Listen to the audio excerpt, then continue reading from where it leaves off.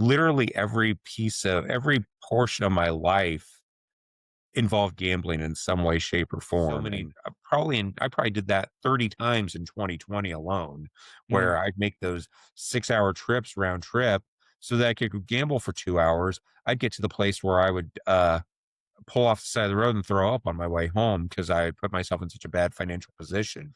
But I just remember walking out of there that day feeling a level of exhaustion, feeling a level of pain that I'd never felt before. All right. Hey, everybody. My guest today is another member of the Lived Experience Collective.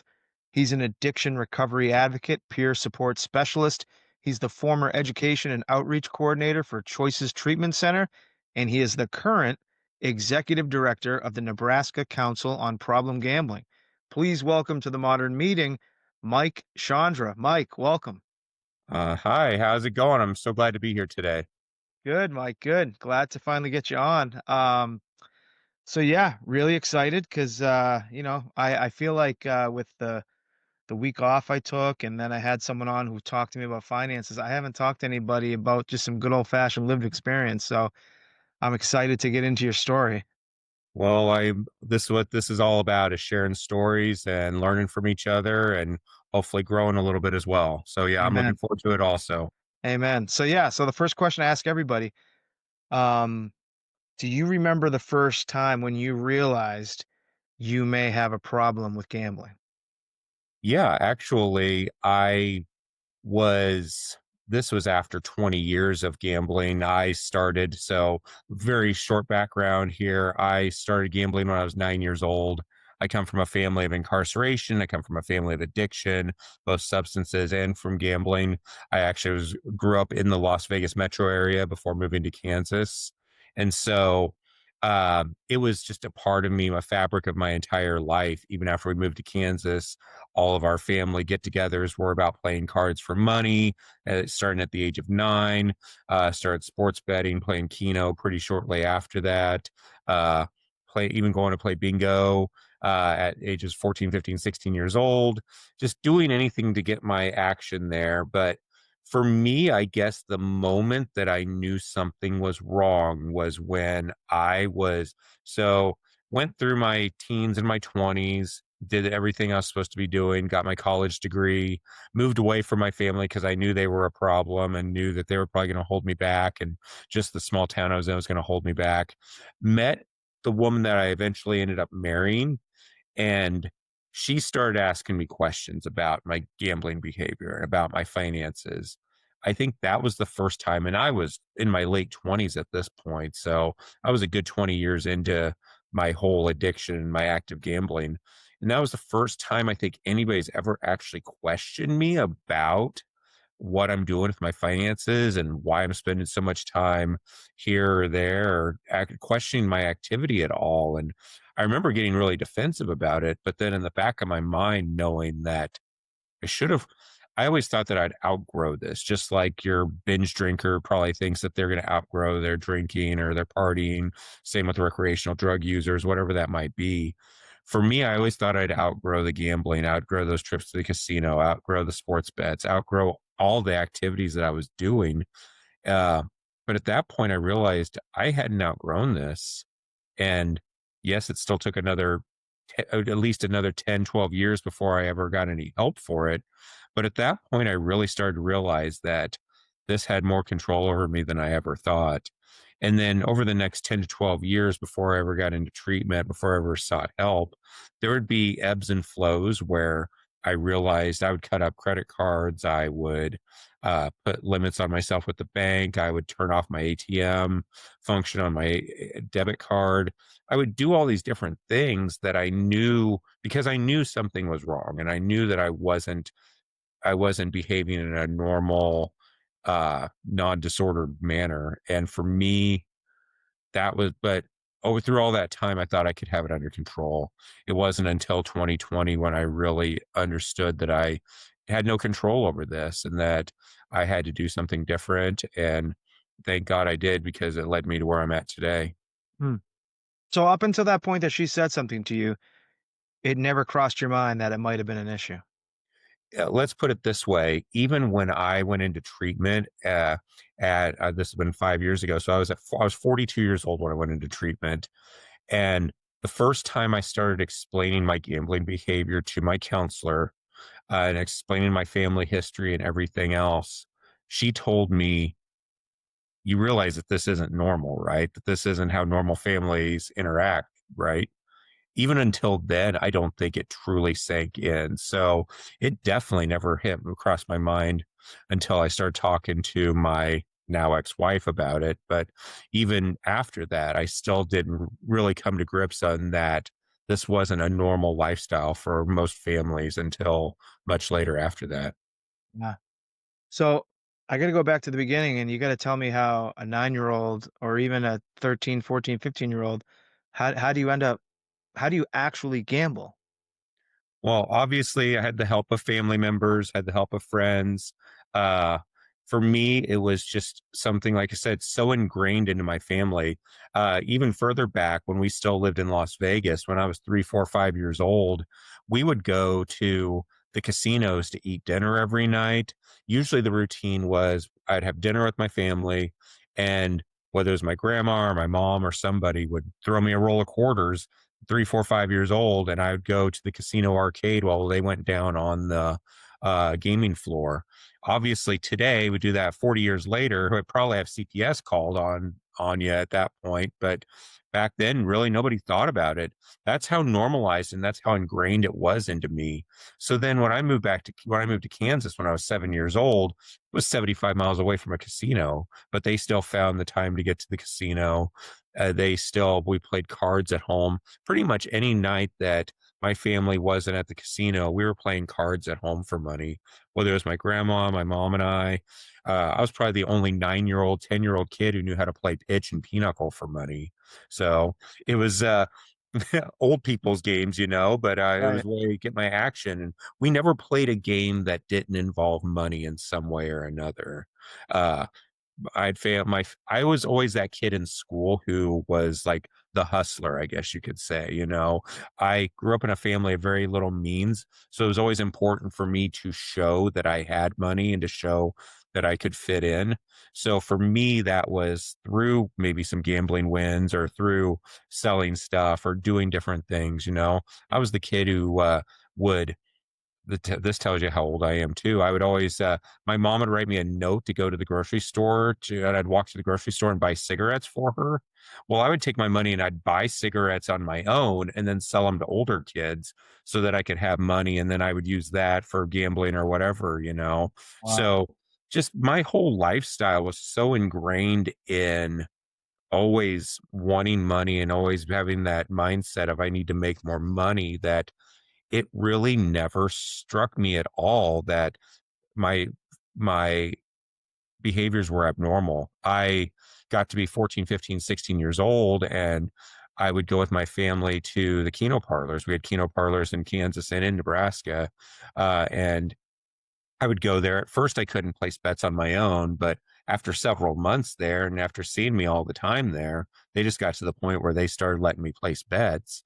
And obviously, it wasn't legal, but I always knew I could go back there, and I did on my own. Then once I was on my own and moved away, I was finding ways to make bets on my own. Sports betting was even back in the 90s was still pretty common amongst my buddies. I wasn't using a bookie or anything, but I was placing my buddies and I were placing bets all the time and had money on games and stuff like that.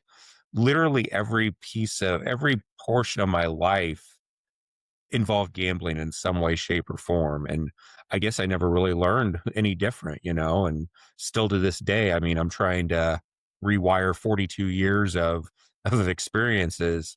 And even 5 years later, that can still be difficult. Mm. Now, I'm not trying to jump ahead to the end, but I got to ask, have you had conversations with your family now that you've been in recovery? Like, what was your thought process when you were allowing, a 12-year-old to play cards for money? So I went public with my story, including telling my family about a year into my recovery. In fact, when I started working for Choices, started working in treatment a year after I started my recovery, was I went public on social media, and then I went public with my family as well too. and they were supportive. Still to this day, I don't know if they truly understand, though, Yeah. is that, I mean, if I went down right now and said, "Hey, let's play cards," I'm sure they would probably still do it, you know? Uh, my brother has been probably the one who's always had my back in the family where if somebody were to bring it up, because it's been brought up a few times amongst my family, if I go back on family visits or whatever, and he'll be the one that advocates for me and tells them, "No, I can't do it." But it's still it's just been so ingrained. I don't think they still realize they're proud of me for what I'm doing. They're proud of what I do and they understand what I do, but I don't think it truly has sank in how much of a problem it really was. And at this point in my life, I'm not looking for them to tell me I'm sorry or to give me any sort of reasoning as to why I lived the lifestyle that I did. I just know that I have to move forward with the lifestyle that I live today. And I can't control what they do or their thought process. I can only control who I am. So obviously, I'm assuming that, in your younger years, obviously the addiction is forming, but it's not for a ton of money, right? I mean, even in the 90s, I was a pretty, for a 12, 13, 14-year-old boy, it was, I remember one Christmas I played Texas Hold'em with my aunts and uncles and my grandma and my mom. And I think I ended up winning $250, Jesus which, Christ. yeah, for a 12-year-old boy in the mid Yeah. 90s, that was actually a pretty damn big amount of money, Yeah. and so, and honestly, we talked about money all the time, and they would tell me the amounts of money. I mean, they were spending hundreds and thousands of dollars on gambling trips. And mind you, this is a family that we were living on like Social Security and on welfare and not any sort of on truly fixed incomes that put us in low tax brackets. I got free lunches through school. Let's put it that way. Yeah. And we were spending this significant amount of money at a time, and it actually did lead to some issues with some of my family members as far as obviously the legal stuff. That was probably why they did had a lot of the legal problems they did. There was a lot of theft, a lot of shoplifting charges, that sort of thing that went happened in my family. And I know it was to fund the gambling that went on. And so, this is probably a stupid question, but would you say that these family members were all, you know, compulsive gamblers or whatever you want to call it?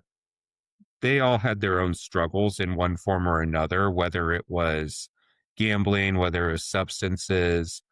I can look back now and look at their behavior and know at the very least it was problematic, if not disordered. I mean, I feel like I could probably give all of them a DSM-5 right now, and I feel like they would answer yes to more than four of the nine on there.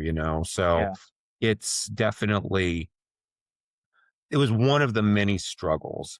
And I Mm. think it just comes back down to how important it is to have consistency and have stability in the life of your child. And that's something that's been super important to me as a father for the last 5 years. I have an 18-year-old daughter, and I worry about the first 13 years of her life and what I put her through. She doesn't seem to think that I put her through anything. But of course, I wonder if 20 years from now, she's going to be telling her therapist about things that I did to her.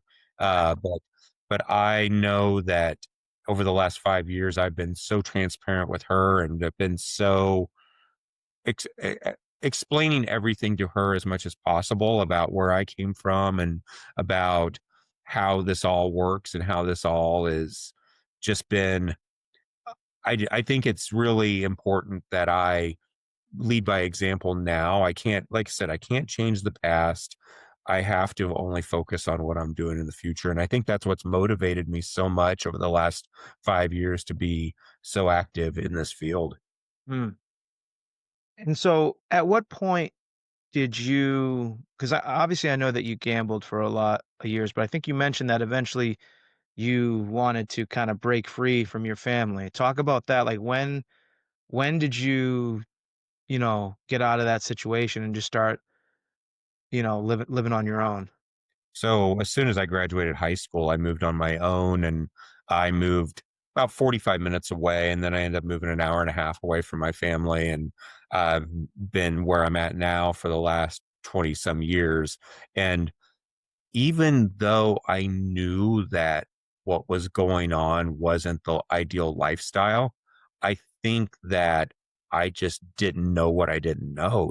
I didn't know what a normal lifestyle looked like. So, I mean, I moved to Nebraska in my 20s and still partied like anybody in their 20s would. But then I was doing the things that I thought were the right things in my life. But I always had the gambling on the one side there. And it became such a piece that the lies, the deceit were always there.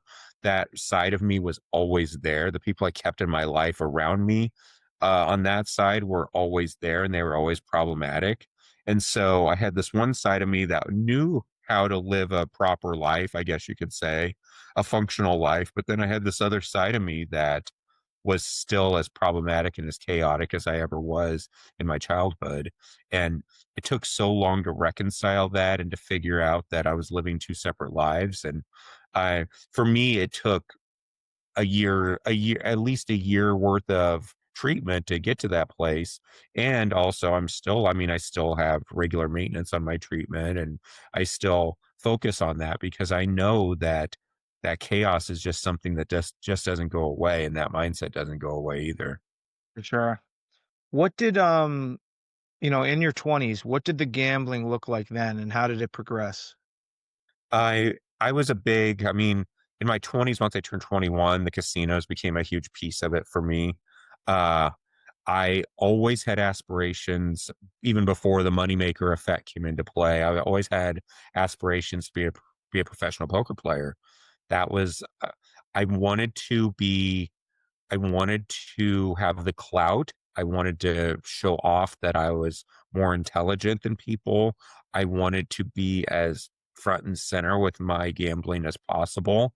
I made it my entire personality. So I was that gregarious guy who went into the casino with a large sum of money and sat down at a poker table.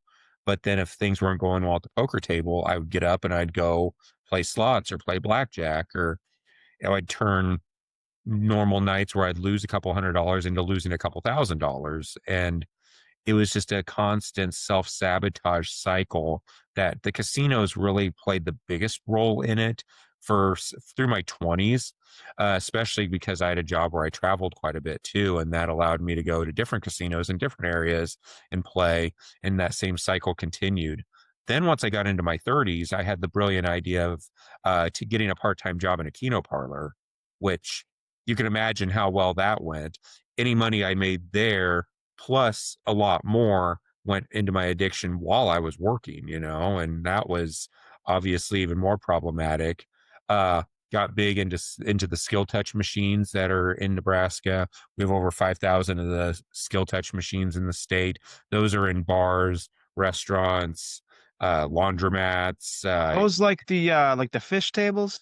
Yep, exactly. That's a Yep. fish were one of the many games that they had. But yeah, that was the type of games there, and it just made it even easier. I had machines 2 blocks from my house, that I could walk to and say I was going on a walk and I could head over to those and nobody would ever know it.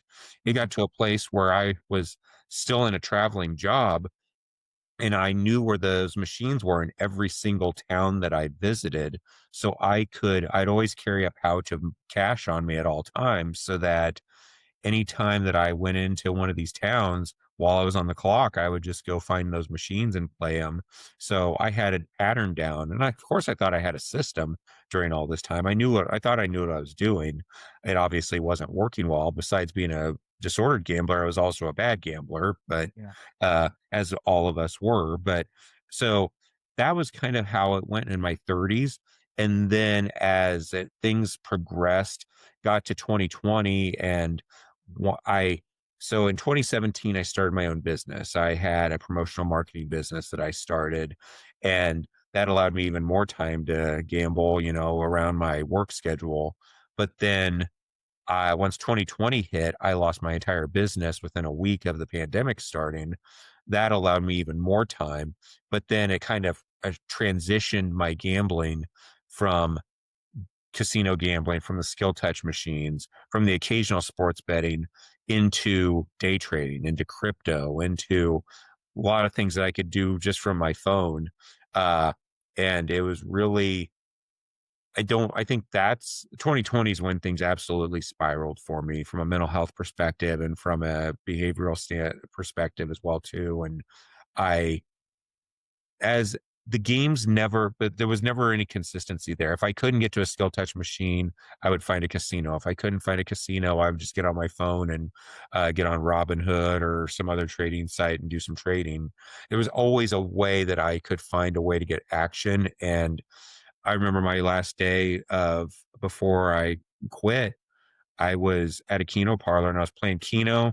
I was playing skill touch machines and pull tabs all at the same time. I just had to have dopamine coming at me at all times, and Mm. I would find ways to do it. And that's how the addiction evolved over time. Is just the more normality of different games that I played, and just the constant need for that dopamine. Yeah. Yeah, when you said the skill touch, shout out to Josh Hampton, episode 45, when he first told me at NCPG, actually, he told me about these fish tables. I'm like, that sounds like the dumbest thing ever. But like, I get it now that you're explaining it more. So let's, I want to go back to Keno because you and I, when it comes to gambling, we are very similar. In 2020, I did the same thing with Robinhood. I'm a big Keno guy. What do you think about Keno specifically? Why did you always go back to Keno? I know why I did. Why did you? Keno is one of those things where, number one, I worked in a Keno parlor, so I think for several years, so I thought I was smarter than the game, and it was something I kind of was always a part of it. I knew that the odds were the worst in Keno of any casino game out there, but if I played enough way tickets and I had enough different combinations of numbers, I thought that I would always have a system, and I think I think the slowness of the game in one way was part of it, that I could put together my numbers. I could wait 5 minutes, balls would get called. Then I could, but in the meanwhile, I was always doing something else. It isn't like I never just sat there and just enjoyed having one or two tickets. It was me having 20 tickets and then playing a skill touch machine or getting pull tabs or whatever that looked like as well, too. But I think there was a control factor there, which ironically, in the game that I have the least amount of control in whatsoever, I think that the way tickets that I played, because I was a guy who would play three or four different ways on every ticket, and I had, like I said, I thought I had a system with everything I did. And I don't know why. It was also probably a lot of familiarity and a lot of family ties with it too. Like I said, it was something I was doing when I was 13, 14, 15 years old. So I can still remember the times I played with my family. And I think that had something to do with it as well. What were your biggest wins in Keno? Um, I was always smart enough to play. I would play, instead of playing $5 tickets, I'd play 25 cent tickets so I Of could course. stay under taxes. But I remember hitting on about 7 or 8 tickets. I hit $1,100. So one game I won like $8,000. Wow. Uh, didn't have that didn't keep that money for very long though, Oh, of So course not. of course I went even wilder after that, and uh the wins were very few and far between. Mm, And it really clouded my judgment when I worked in Keno, because I was playing on the clock, which by the way is not, I think I don't think I can get in trouble for it now, but obviously it was very problematic. I couldn't play while I was on the clock, but I was still playing on the clock.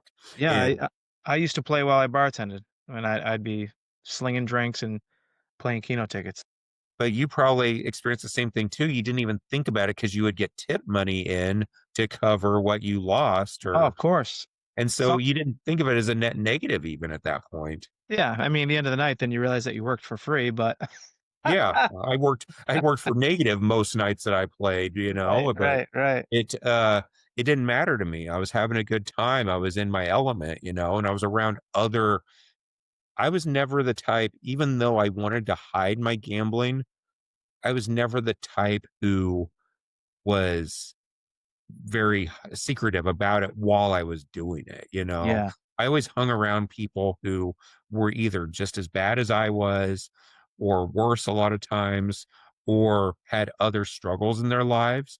So it minimized what I felt my problems were, or I acted like I could help them. And I just always put myself in positions where people didn't necessarily focus on my struggles. And so in those environments, I felt like it was really easy for me to do that. Yeah. Now you keep referencing, the 2 lives you're leading, the double life. Talk about how, I mean, obviously, you got married at one point, you had a daughter when you were 29-ish. How did you manage those 2 lives? And financially, how did you keep the gambling going? Did you eventually start borrowing? Did you how did you fund the gambling through everything?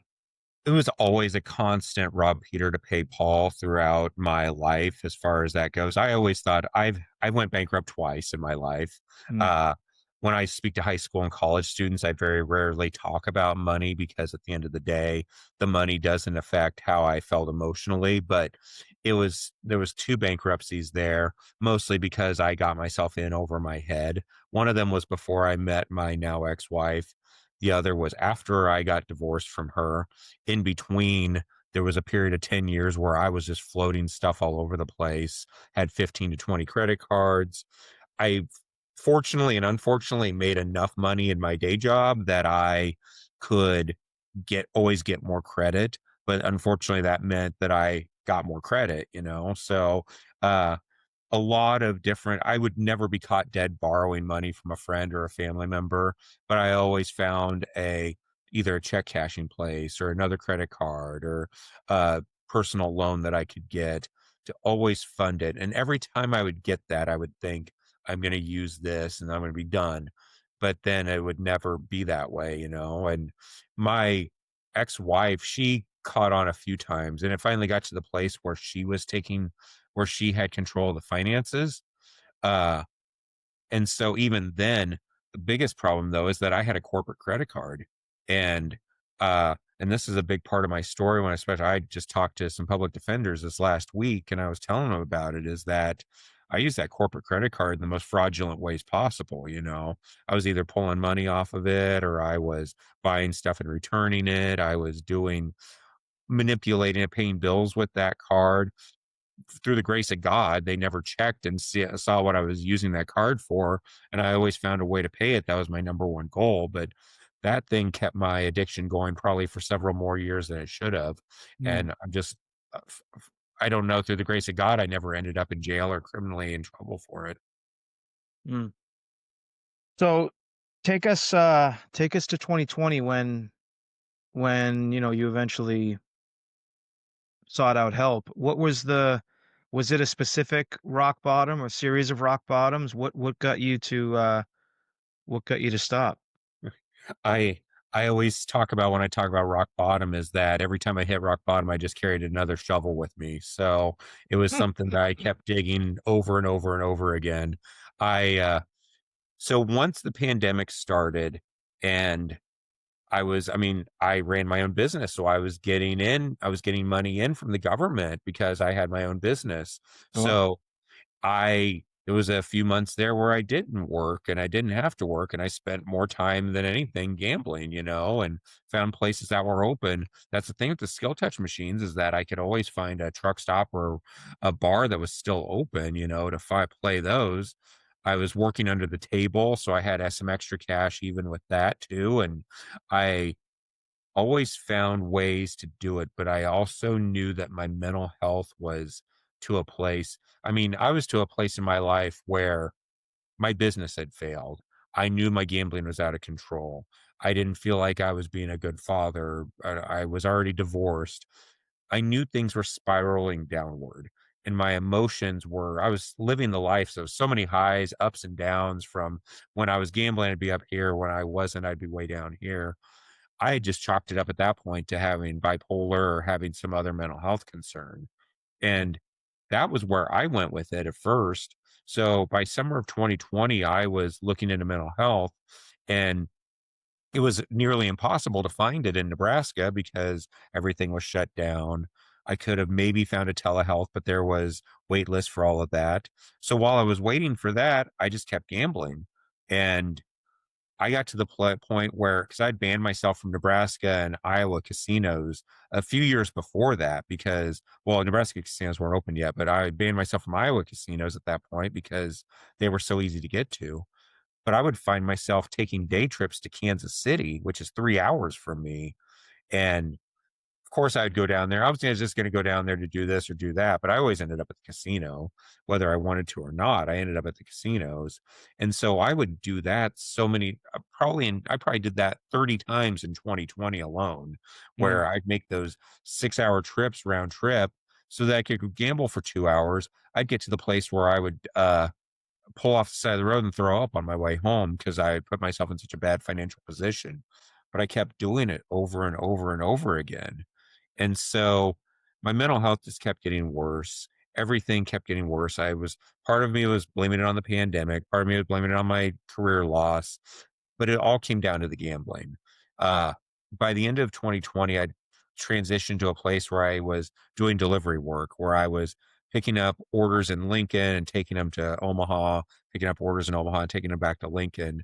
So I had a pretty good gig worked out there, but that allowed me time to have downtime where I would go to Keno parlors or go find a skill touch machine or whatever. And I remember on December 14th of 2020, I went to one of the Keno parlors in Omaha, and that was the day I was playing skill touch, Keno, and pull tabs all at the same time. And I don't know what happened. I will never know. It has to be a higher power thing. That's the only way I can describe it. Because I didn't lose that much money that day, relatively. It was a couple $100, which was nothing compared to what I've lost in the past. But I just remember walking out of there that day, feeling a level of exhaustion, feeling a level of pain that I'd never felt before. And there was no good explanation for it. It's almost been 5 years, and I look back on it, and I still don't know what about that day made it happen. I just knew when I left there that day, I got in the car, I broke down, and I knew that could not keep living this life like this, that I had to do something different. And fortunately, through the grace of God, I made the right phone call and I got through to the Nebraska Problem Gambling Helpline, ended up getting through to Deb Hammond at Choices Treatment Center, who told me to drive home, go to bed, come in the next day and start paperwork. And that's when my recovery journey began. And it's kind of all, the rest is history from there. I mean, the modern meeting listeners, if they're watching on YouTube, they could see my face the moment you started talking. I had a big smile. I mean, and this is the power of connection. This is the power of what we do once we enter recovery and we tell our story. What happened to you is verbatim what happened to me. Like I wasn't at the financial lowest of my life. I had a decent credit score, but it was at the end of 20 years of gambling, and I just I had this feeling wash over me, and I just had enough. Same thing happened to you. It's fucking amazing. It's so damn powerful that Oh, it it's happened. awesome. It's just awesome.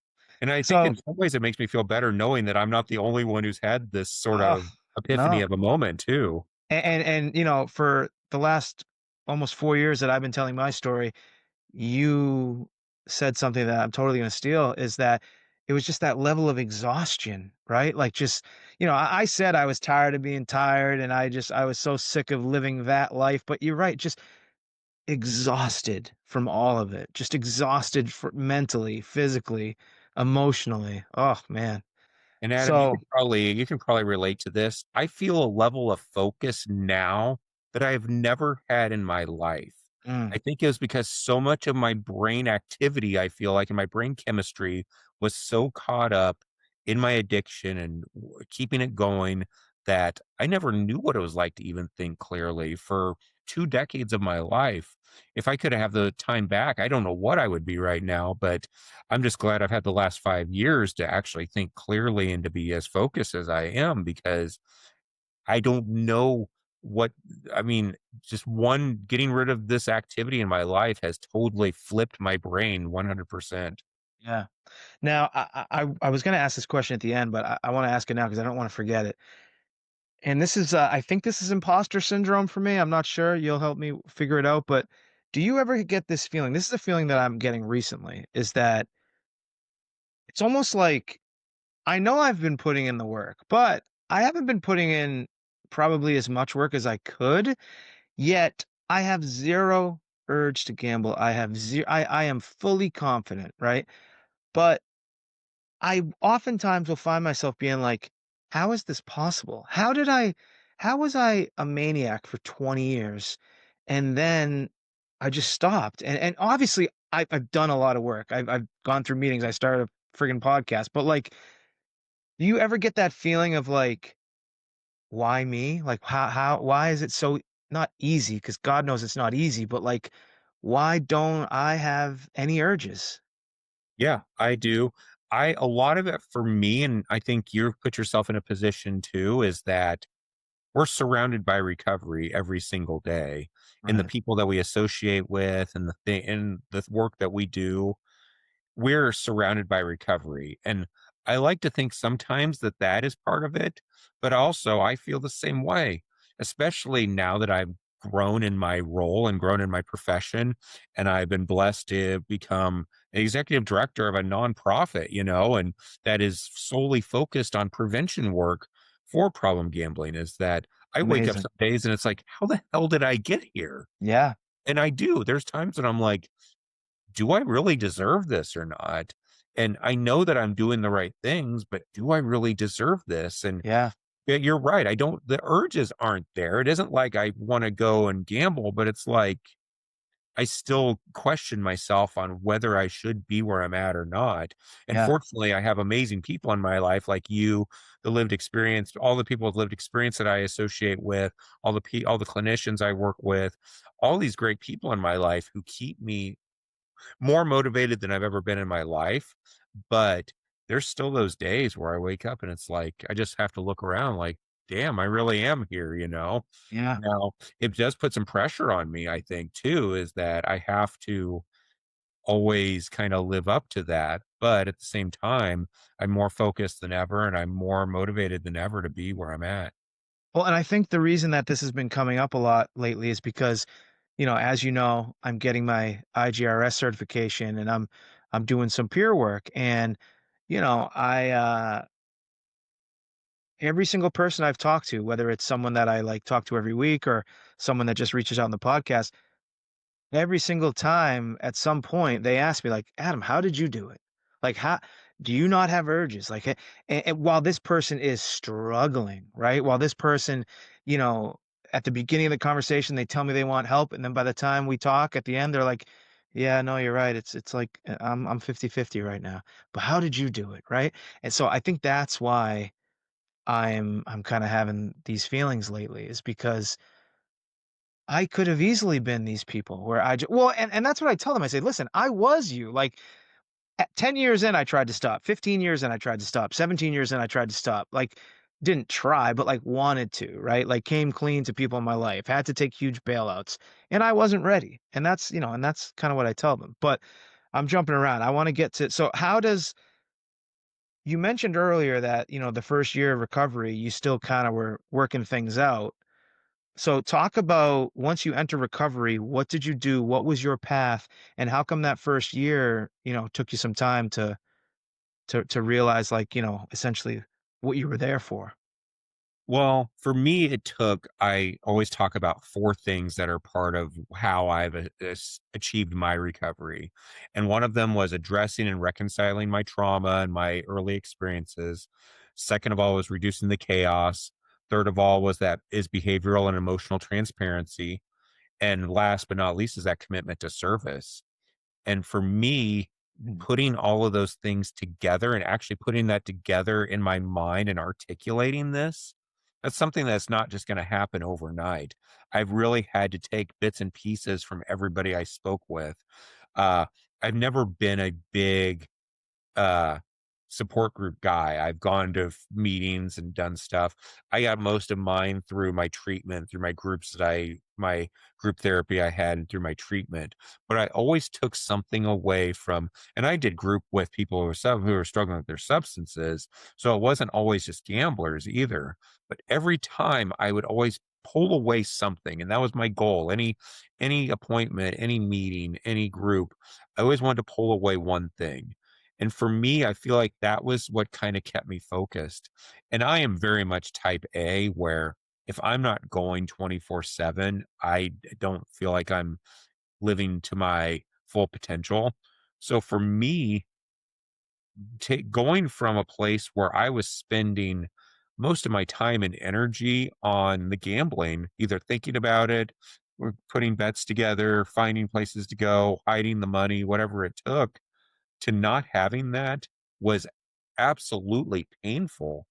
I would I would literally drive around at night sometimes because I couldn't sleep, because I knew that if I sat at home, that my brain would go to the wrong places. And so for me, it turned into, I fell in love with my 24-hour, open 24 hours a day gym that I found, because that was the one place I could go and shut things out. That was the one place I could go and not think about having to be active doing something else. Uh, took a long time for me to find these things. It took a long time for me I knew very early on that I wanted to be open about it, but how open could I be? So I tend to overthink too. So I think for me, I come from a family of ADHD as well, and I think that plays a role in it too. So I tend to overthink things. I tend to hyperfixate on things. So for me, that first year was just about truly putting it all together. Uh, and thank God I had people in my life in recovery who told me that I didn't have to have all the answers overnight. Mm, As gamblers, I think we tend to think that we're always looking for the quick fix, because that's what we did with our gambling at the end of the day, was always the quick fix. of course. Learning how to slow down my brain, that you can't do that overnight. You did it for 20 years. I did it for 30 years. You can't just change that brain wiring within a few months. It takes time to get there. And for me, it's still a process. I don't have the urges, but I still catch myself in those non-recovery behaviors at times where Mm, I want to work 18 hours a day, or I want to uh put all my money into a certain retirement plan or a certain investment. And I have to catch myself, and I have to think about these things, and I have to think about slowing my brain down, going to bed and actually letting things sit. And so still to this day, I still have that issue, but that first year was really a struggle with that. But thankfully I had the right people in my life who would make sure I slowed my brain down. huh. So it wasn't so much you had a problem staying away from a bet. You were just, you wanted to put in the work to recover. You wanted to figure out the why, right? Speaking of the why, looking back, um, just based on this conversation, obviously you had no choice based on your family and based on the environment. But looking back now, you know, you have any idea of why you kept going, of why you felt the need? Because obviously it wasn't about the money. We know this. Why do you think you kept going?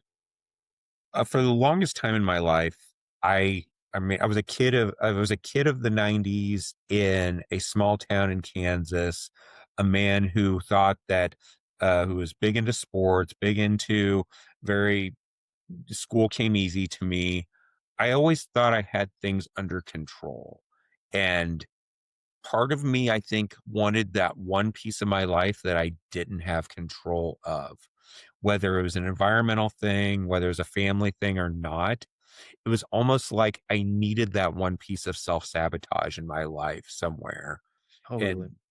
And I don't know why it took so long for me to realize that. It took a lot of therapy, it took a lot of reflection to get there, but I had to learn that it's okay to not have control, and if I don't have control, to it sounds kind of counterproductive, but have control over the not having control, you know? So Hmm. I either Yeah. had to go completely, I either was completely in control of everything and acted like I had everything under control, to absolutely having nothing under control.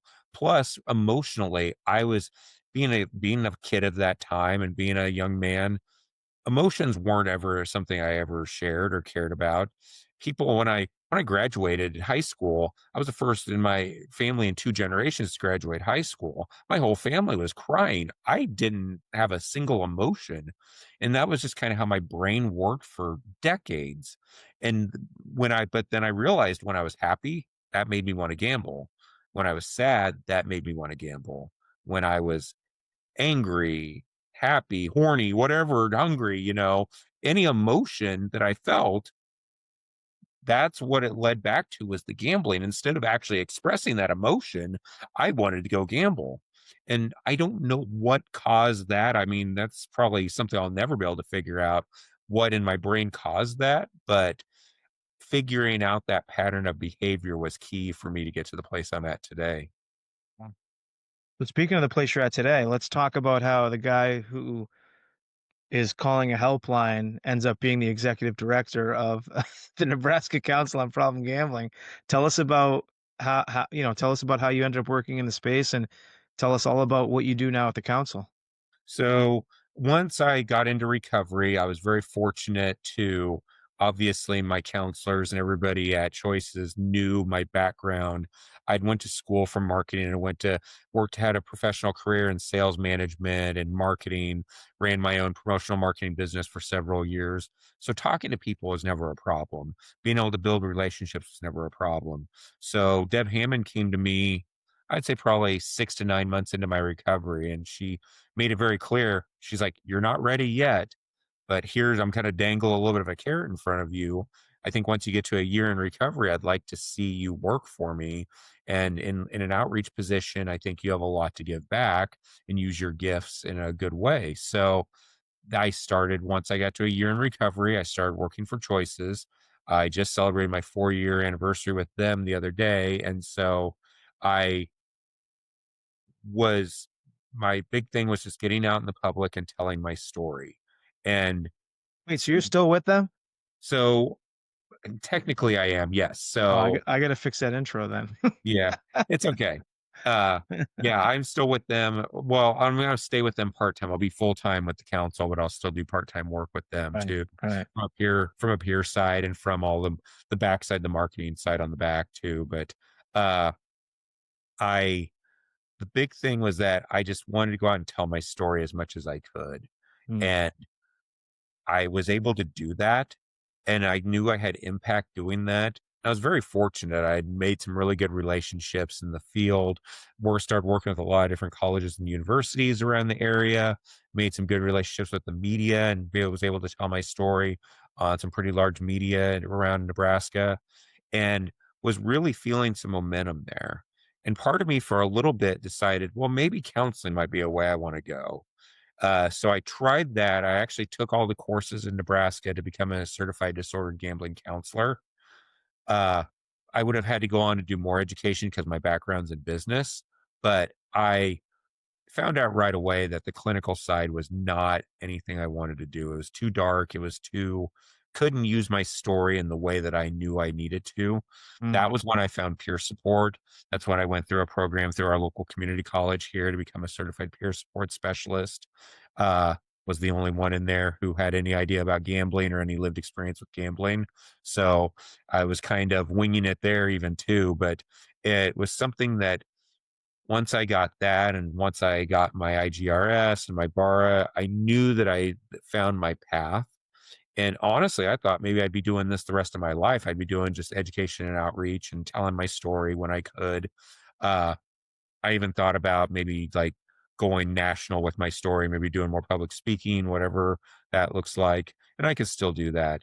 But then at the beginning of 2025, I was approached to uh, not only join the Nebraska Council on Problem Gambling, but to become their executive director. And NECPG is the sole Nebraska affiliate of the National Council on Problem Gambling. It's been around since 1992, but for the past several years since pre-COVID had been basically dormant, really no activity along with it. And we're very blessed in the state of Nebraska to have treatment services provided by the state of Nebraska. All of my treatment that I went through is absolutely free through the Nebraska Gamblers Assistance Program. So we have the state side of things that handles all the treatment, but there was nothing out there that works with prevention, with education, with awareness. And I knew that that's where my heart is, especially amongst youth and young adults. And so that's really been my focus and my mission with any CPG is to make it into an organization that, and we're a 501c3 nonprofit. Anybody out there wants to give any money, I'm always happy to talk. But uh, we, the big thing is I want to make sure I'm getting into the ears and eyes and hearts of young adults out there. Let them realize that my story could happen to them, that they probably know a friend or a family member who's struggling as well. Let them know about the treatment options that are available. Let them know the consequences that can come along with this disorder. Let them know that there is help and there is hope. And give them what I wished I would have gotten when I was 18, 19, 20 years old, and hopefully be able to give that to them through this organization. Amazing. I got one last question for you, Mike. So in your experience as a peer and as a, getting your IGRS, and when you meet with someone who isn't ready, they say they want help, but you have diagnosed, or maybe they've even admitted it, that like they still want to gamble a little bit, they're not quite ready. What is your piece of advice to them at that point? I'm personally a big fan of, and this is not official by any sort of from a treatment standpoint or a clinical standpoint, but at that point, I feel like I almost have to switch the topic of the conversation to harm reduction. Mhm. So for me, that's a huge piece of what I do and what I talk about. Even when I'm working with high school and college students, the RG piece comes into it. And I personally don't agree with kind of the persona or the attitude behind RG that's currently out there. It's not about an app. It's not about uh, a piece of software that can help you manage your books or manage your spending or whatever that is. It's about a change in mindset. And so I talk to people who I know aren't ready, who admit that they don't want to quit gambling yet, who don't want to do the work for full abstinence. I start talking to them about what harm reduction looks like. I talk to them about, hey, can we at least agree on setting a budget? Can we at least agree on uh, trying these little steps here and see how you feel? And it's not about you need to do this to fix your budget. You need to do this to see how you feel while you're doing this. How does it feel to only spend $50 instead of spending $500? How does it feel to only spend an hour at the casino versus doing an all night bender? How does it feel doing that? If that feels good to them, then we've made progress. If they can live with that and work through that and work to a place where their finances are in a good place, then that's great. Honestly, though, what happens most of the time is that for our truly disordered gamblers, they can't do that. I know if somebody would have came to me with that, I couldn't do it. And that's not a failure. That's actually a win because then we realize, and hopefully that's enough self-discovery for them to realize that, hey, this lifestyle, even from a moderation standpoint, is just not sustainable. Let's talk about what that next step is because you're absolutely right. If they're not ready, they're not ready. And I could talk till I'm blue in the face and they're not going to be ready. Mm. So, And so when you give them that harm reduction, when you give them those tools to try to implement, and then they come back to you and they say, I tried, I can't, I want to stop, but I got that free play coming up. I got this, I got that. Once again, they're not admitting to you that they aren't ready now at this point. You can just tell they're not. Then what do you say? I mean, pre-contemplation's a state on a part is a part of the stages of change for a reason because there's always going to be those well buts there. Mm, Uh, I think it's being as logical as possible with them and getting them to even in that moment to slow down their brain enough. You and I we both talked about it already about trying to slow down our brains. And if you can get that person who is spinning and not going anywhere to just slow down just enough to make those wheels start moving the way they're supposed to, even in that moment, whether it's taking a break, whether it's just not taking a deep breath and let's reflect on it. Let's leading self-discovery for them of, once again, going back to not only the consequence, but how did you feel? For Right. me, the biggest thing, and I always tell people, my clients, or even in prevention work, the thing that I don't miss the most of everything about my entire recovery, the thing that I miss the least, that I don't have any qualms about now, is that I used to always drive home with that sickness in my stomach where I'd sometimes have to pull over and throw up. I don't feel that way anymore. And a lot of the gamblers that I've worked with in the past have had that same sick feeling. And so for them, even just saying as simply as, do you never want to feel that sick feeling anymore? That's enough for them a lot of times to really kind of make that hits them harder than me talking about something abstract to them, really bringing it back to where they're feeling in their heart and their stomach. And if they're not ready, they're still not ready. But I think we can do more to, especially us with lived experience, can do more to let them know that they're being seen, they're being heard, and they're being felt. And the feelings that they're feeling right now are feelings that I felt 5 years ago. And that if you can just trust me through this much of the process, I guarantee we can make things better. And Yeah. so it's all about building trust. It's all about building that rapport, but they have to see the human side of you. And I think that's the biggest piece of being a peer that we can offer that isn't necessarily something that a clinician can offer. Hmm. Sorry, I keep getting follow-ups because you keep making these great points. Last question, I promise, no matter Go what. for it. Um, so, similar to when we were in active addiction, I didn't have a lot of enablers in my life, but I had plenty of people that I manipulated and lied to that were bailing me out, mostly my parents, some of my friends. And, at some point, they were all enabling me, whether they realized it or not. Is there ever a point in your experience where you have gotten to the point where you're meeting with someone once a week and either they're admitting that they continue to gamble or you have a very high, that they're most likely still gambling? Does it ever enter the point where you're, as a peer, we're enabling these people, almost like the whole Tony Soprano, where he went to therapy for 7 years and he was just kinda, like, manipulating Dr. Melfi, right? Like, at some point, do you ever, as a peer, are we supposed to kinda put our foots down and be like, "Listen, like, we can't keep going in this circle if there's gonna be no progression." Absolutely. I've told clients in the past that maybe this isn't a fit. I won't call them out necessarily. I don't want them to feel shame, which Sure. for me is something, for me that's really difficult because I tend to be very blunt, especially if I know something that they're doing is wrong. It's really Right. easy for me to just be like, hey, quit doing that.